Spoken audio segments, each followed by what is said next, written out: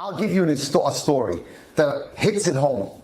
About 120 years ago, maybe a little less, a young couple in Romania decides they want to move to America. Everyone else was moving to America. It was called at the time the Golden Medina.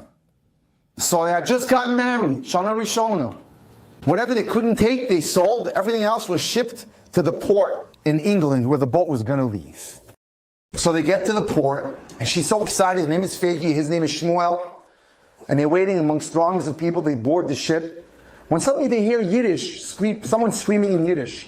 Shmuel's like concerned, what's going on here? In an altercation, in the conflict with the immigration officer. So he asks the immigration officer, he spoke English, what's the problem here? He goes, this boy is trying to get on the ship and he has an invalid passport. And he asks the boy, what's going on? He tells him, my uncle passed away. I was living with my uncle. My parents are already in New York. They sent me a ticket.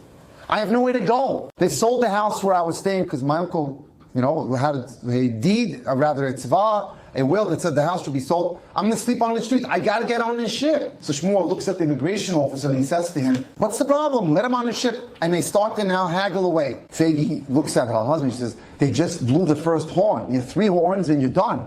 And people are starting to embark on the ship. Keep in mind what I said about Midos.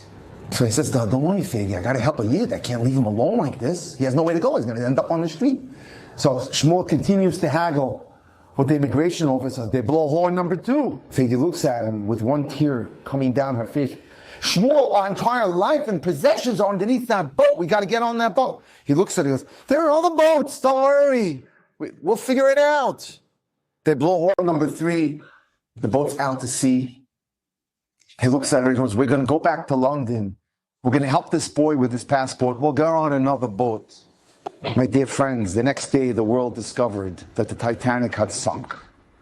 Had he got on that boat, he would have died with his wife. I'm sure you heard of the story of the Titanic.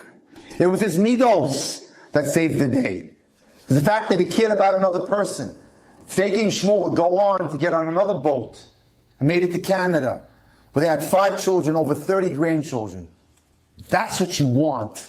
Character. When you spot character, you're in.